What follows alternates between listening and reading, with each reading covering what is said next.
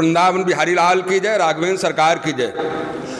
आज आश्विन मास कृष्ण पक्ष इंदिरा एकादशी व्रत, इंदिरा एकादशी के व्रत के बारे में एक बार श्री कृष्ण भगवान ने महाराज युधिष्ठिर के सम्मुख बैठ करके जब वार्तालाप किया तो युधिष्ठिर जी बड़े प्रसन्न हुए। बोले, प्रभु इस इंदिरा एकादशी के व्रत के बारे में बतलाइए। भगवान श्री कृष्ण बोले कि इंदिरा एकादशी की कथा मैं तुमको बतलाता हूँ। ये सबसे पहले नरक में गए हुए पितरों का उद्धार करने वाली है, मोक्ष प्रदान करने वाली है। महिष्मती नाम की नगरी थी, राजा इंद्रसेन नाम के थे, प्रजा का पुत्रोत्पादन करते थे, सारी प्रजा उनसे प्रसन्न थी। एक समय नारद भगवान ब्रह्मलोक से घूमते घामते यमलोक में गए तो यमलोक में उनके पिताजी ने कहा कि मेरी कोई गति बिगड़ गई है जिसके कारण से मेरा उद्धार नहीं हो रहा। आप मेरे पुत्र से जाकर कहिए कि आश्विन मास के कृष्ण पक्ष की पितरों के निमित्त ही एकादशी होती है, उसका अगर व्रत करके और उसका फल मुझको समर्पित करेगा तो निश्चित ही मेरा उद्धार हो जाएगा।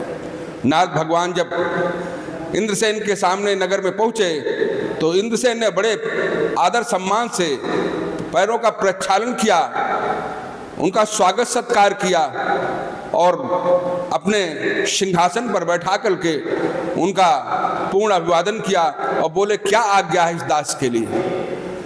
नारद भगवान बोले, मैं ब्रह्मलोक से यमलोक में गया तो वहाँ तुम्हारे पिताजी को बैठे देखा तो पिताजी तुम्हारे सूचना दिए हैं कि ऐसा ऐसा करना है, इस कारण से इस यमलोक रूपी क्षेत्र से मेरा उद्धार हो जाएगा।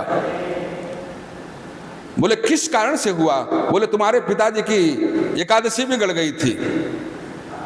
नारद जी के वचनों को सुन करके वो भगवान नारायण का ध्यान करने लगे।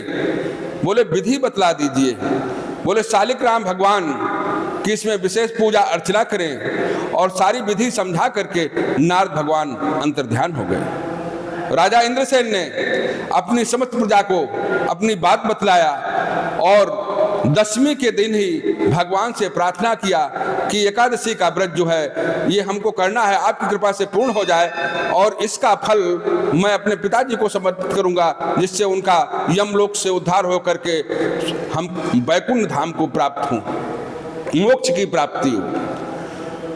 दशमी के दिन एक समय भोजन करके जमीन पर सोए, अगले दिन श्रद्धा पूर्वक व्रत व पूजन किए और व्रत व पूजन करके उस एकादशी को अगले दिन संकल्प के साथ अपने पिता के निमित्त जल छोड़ दिया।